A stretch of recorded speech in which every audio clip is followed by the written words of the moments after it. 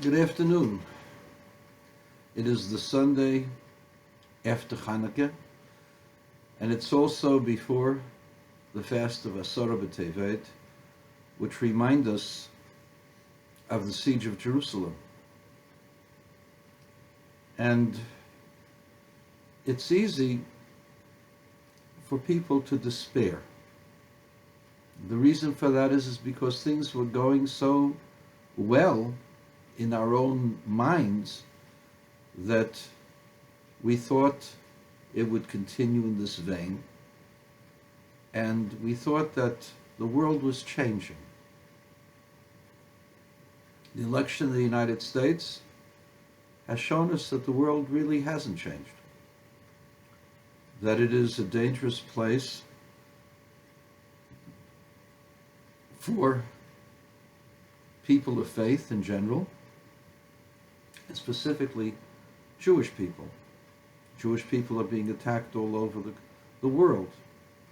A person can't even enter a beauty contest when they know that the person comes from Jews. The girl was subject to a horrible personal attack. So what do we see from all of this? We seem to be pessimistic. We seem to be ready to throw up our hands. And the Torah teaches us in this week's Parsha that just when it seems to be in the worst possible situation, things can turn around in a hurry. In Yehuda's mind, things couldn't be worse. Benjamin, whom he had guaranteed his father that he would bring back, was caught red-handed stealing something from the royal palace and was going to be placed in permanent slavery. What could he do? The forces were stacked against him. But he had made a commitment to his father, to his brother, and acted on that commitment. And upon acting on that commitment, things turned around in a dramatic fashion. You could say, but Yosef was just hiding. But it's a lesson for all times. We have a situation that it appears that the powers that be are against Israel, against Judaism, against religion in general. They're secular, they're vile, they're not just pro-choice, they're pro-abortion, pro-murder of children. The whole boundaries of decency have been completely removed. Oh, they say this is progressiveness. It's not progressiveness. This is gross behavior, doing what you want at the expense of other people, forcing other people to pay for your desires. We see the CDC has become so politicized that it has stopped considering life issues and gone for the PC, for that which is politically correct at this moment, despite the fact that that kind of decision is going to cause the deaths of tens of thousands of people. They blame Donald Trump for the deaths, but the truth is they and their policies caused most of those deaths. They blackballed hydroxychloroquine because they did not want Donald Trump to get the cure for COVID and the bragging rights that he brought COVID to an end. So what did they do? They said hydroxychloroquine is bad for you. We know that it's false. And in fact, most studies The vast majority of studies show that hydroxychloroquine works together with zinc. All those studies that were against hydroxychloroquine were either with high doses, without zinc, etc., etc. It's just an incredible situation where the scientific community was controlled by politics. I was forced to remove a video extolling the virtues of hydroxychloroquine because of politics. I did so because I did not want to create a fight. But the forces of evil disallowed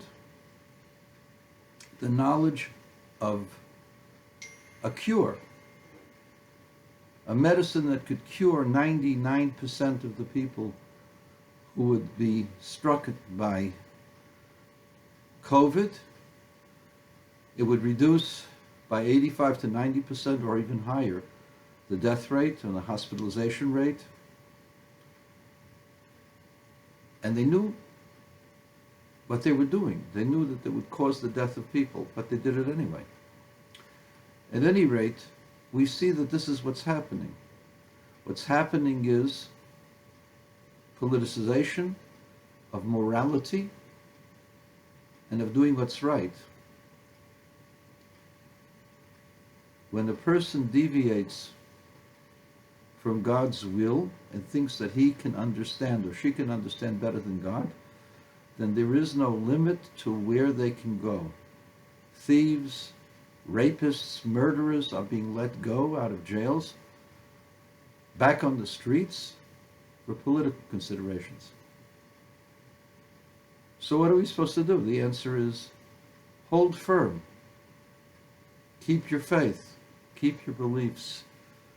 Behave like Judah and oppose that which is despicable, disgusting, and that which runs against the values that we stand for. And when we will oppose it with all of our hearts, with all of our energies, the results will be the same as Yehuda. There will be a miraculous turnaround. For we have been promised by the Lubavitcher Rebbe, this will be a year of ploi serena, wonders I will show you. Despite the fact that their things look bad and look bleak, there will be wonders.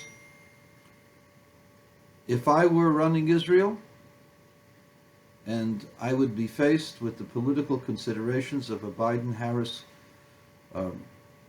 presidency, with the stress on making peace with Iran against Israel's considerations, then I would consider going with Russia. Putin is a tyrant, yes, but a tyrant who can be relied on for Jews, because he's not an anti-Semite. Putin himself was saved by a Hasidic couple, a Jewish Hasidic couple. And never forgot that. And he will not abandon Israel. And Israel and the Saudis should make a Yad Achas, should make an alliance with Russia against the Iranians, against the hegemony of Iran, and if necessary, attack Iran. Despite American protestations, America will not intervene. The Biden is not strong enough, willful enough to do anything there. It is best for Israel to do what they can to protect itself. And they should act boldly without any excuses. We don't have to excuse ourselves for wanting to survive. And that's the message of this week's Parsha. The message of this week's Parsha is, stand up for yourself, don't be intimidated, and you'll be successful.